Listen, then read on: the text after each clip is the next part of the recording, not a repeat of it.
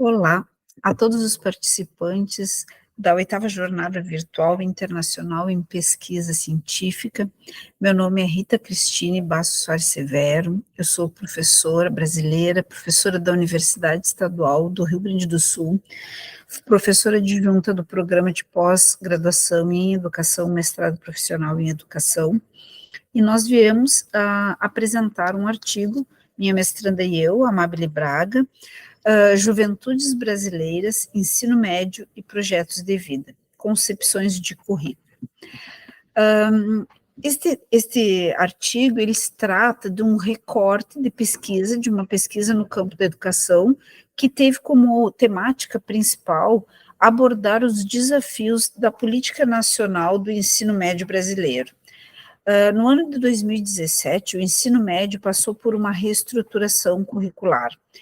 A Lei 13.415 de 2017, ela foi uma legislação que foi conduzida, a tônica que conduziu essa reforma foi a falta de diálogo com os professores, com as representações dos movimentos sociais e fundamentalmente com os jovens no ensino médio. Foi uma reforma em tempos controversos no país politicamente. A Lei 13.415, de modo geral, ela apresenta duas propositivas: a flexibilização do currículo do ensino médio e a implementação do tempo integral nas escolas. No artigo 36 dessa legislação, ela propõe o que vem ser a grande novidade na reforma, né, que são, na verdade, os itinerários formativos. Então, para a legislação, o currículo do ensino médio seria composto por 5 itinerários formativos: linguagens e suas tecnologias, matemática e suas tecnologias, ciências da natureza e suas tecnologias, ciências humanas e sociais aplicadas e formação técnico-profissional. Então, como é que nós construímos essa pesquisa? Essa pesquisa, ela tem uma ancoragem nas pesquisas qualitativas. Ela foi uma pesquisa etnográfica, onde nós acompanhamos todo o processo de implementação da nova legislação, o processo de transição da legislação anterior para a nova legislação. Então, nós fizemos um estudo etnográfico que iniciou em 2019 e se estende até hoje. Ancoramos o nosso referencial teórico no campo dos estudos culturais e da sociologia das juventudes e formação de professores, e nos organizamos para acompanhar todos esses processos, onde nós realizamos a pesquisa, né? A pesquisa foi realizada no município de São Luís Gonzaga, no estado do Rio Grande do Sul, no sul do Brasil, na região noroeste do Rio Grande do Sul, numa escola pública da região. Os nossos sujeitos de pesquisa foram os gestores, os professores e os estudantes que participaram da implementação da legislação. O estado do Rio Grande do Sul, ele construiu uma proposta de escola piloto, para escolas piloto para começar o processo de implementação, para depois, então, ampliar a reforma para todas as outras escolas de ensino médio do Rio Grande do Sul. Então, a escola que nós pesquisamos foi uma dessas escolas piloto. Os sujeitos, então, já comentei, os gestores, os professores e estudantes. Quais as ferramentas para a produção das análises, né? Nós utilizamos a observação participante. Nós observamos e acompanhamos todos os eventos desenvolvidos pelas coordenadorias e pela Secretaria Estadual de Educação. Trabalhamos com as rodas de conversa, com professores, gestores e estudantes, e entrevistas semi-estruturadas para dar conta também da produção dos dados. Então, aqui, de forma bem breve, a gente apresenta um pouco destes resultados. Como é que se construiu a história dessa implementação no estado do Rio Grande do Sul? Em 2019, ela começa em 2019 com o Estado, a Secretaria do Estado, promovendo eventos de grande escala, né, que envolveram 50 mil estudantes dessas escolas piloto, para construir os itinerários formativos a partir, pautados pelo artigo 36 que eu mencionei anteriormente. Em 2019, então, começa esse processo de escuta desses estudantes e, conjuntamente, a formação dos docentes articuladores, ou seja, dos docentes que iriam promover a implementação e formação dos professores dentro das escolas. Em 2020, o Estado do Rio Grande do Sul, então, escreve e compõe a sua normatização, conhecida como referencial curricular gaúcho para o ensino médio. Esse é um referencial que está pautado, né, na lei, na legislação da reforma do ensino médio, e esse documento vai ser aprovado em outubro. Em 2020 ele começa o processo de tramitação, construção e tramitação, ele é aprovado em outubro de 2021 para que ele possa efetivamente termos um documento em consonância com a legislação. Na escola que nós escolhemos para acompanhar a implementação, o Instituto Rui Barbosa, esse processo aconteceu, o processo de implementação, conversa com os estudantes, acontece, então, a partir do ano de 2019, né, junto com todo o processo, a definição dos itinerários, a consulta aos estudantes, a organização, então, para o início das aulas já dentro de um novo modelo em 2019.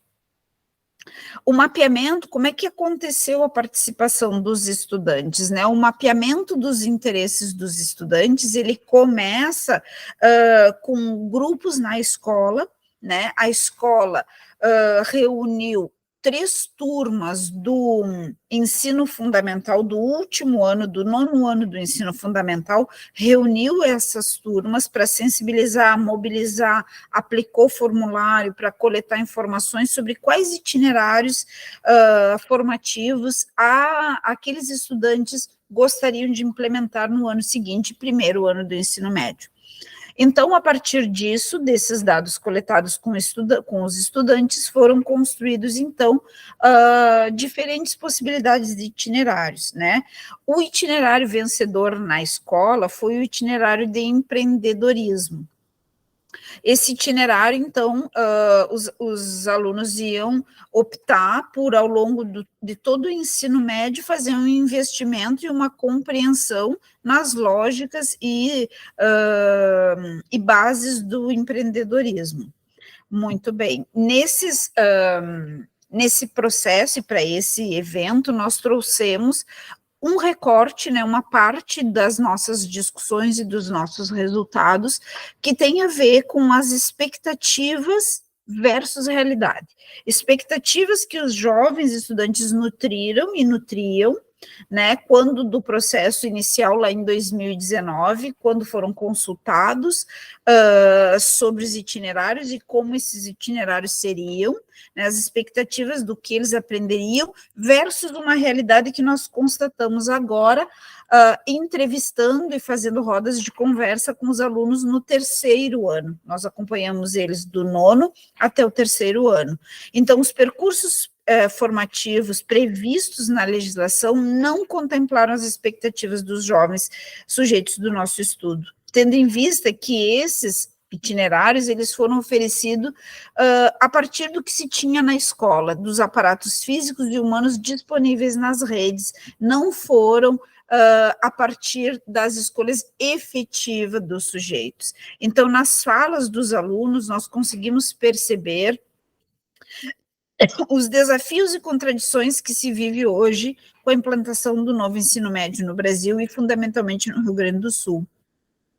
A escola não apresenta infraestrutura, sala de aula em número suficiente, por exemplo, para ter todos os itinerários, falta de formação adequada dos professores e diminuição da carga horária das disciplinas tradicionais, Tais elementos foram destacados na maioria das salas. Nós acompanhamos 38 estudantes, né, e desses 38 estudantes, em 35 falas, aparece esse descontentamento com a falta de estrutura e de formação dos professores para discutir o itinerário, no caso, o empreendedorismo. É condição essencial, né, segundo esses sujeitos da pesquisa, que a escola fosse dotada de condições humanas, preparação adequada dos professores e da equipe, espaços físicos, laboratórios mais equipados, bibliotecas, espaços multifuncionais, computadores, livros, laboratórios com instrumentos, insumos, enfim, amplo acesso à internet, cursos, palestras extracurriculares, coisas que eles não tiveram ao longo destes 3 anos. Então, é possível, né, considerar, para fechar nossa apresentação, é possível considerar que a reforma proposta pela Lei 13.415 é fruto de um governo que dissolveu a construção democrática que vinha acontecendo entre professores e estudantes e movimentos estudantis, impondo uma reforma sem discutir com a sociedade civil brasileira. Não há como melhorar uma proposta que já nasce sem o apoio popular e que não previu a alocação de recursos financeiros suficientes para garantir as grandes mudanças que propunha. O que tem gerado, né, o que temos observado é que isso vai gerar e tem gerado maior desigualdade, principalmente entre aqueles estudantes que estudam em escolas públicas, né, entre os estudantes das escolas públicas e das escolas da rede privada. A reforma do ensino médio se propunha aumentar a atratividade da etapa, no sentido de trazer currículos que dialogassem com a realidade dos jovens estudantes e o mercado de trabalho, mas isso não aconteceu na prática, como podemos ver nas falas desses sujeitos e nas conversas que tivemos, que os itinerários formativos eles estão sendo propostos e implementados com poucas opções, e algumas opções precarizadas, né, e isso leva a um desgaste e uma precarização do ensino na formação final desses jovens, o que nos remete a pensar num futuro, numa precarização do trabalho juvenil, né, e isso tem nos mobilizado na comunidade de professores e estudantes brasileiros a repensar com as mudanças agora deste novo governo, com o início do governo Lula, nós estamos vendo um movimento que nós vamos continuar acompanhando nessa pesquisa, que é um movimento de rever esta legislação, né? E isso, e já alguns movimentos estão acontecendo no Brasil, movimentos estes que estão ouvindo mais, então, os sindicatos, os professores, os estudantes, a comunidade escolar, né, o que nos remete a pensar que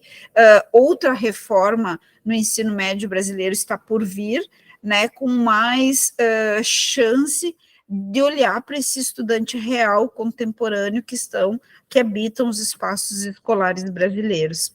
Então, dentro desse contexto, e para esse evento, nós trouxemos este recorte da nossa pesquisa, agradecemos muito a participação e a colaboração de todos, muito obrigada.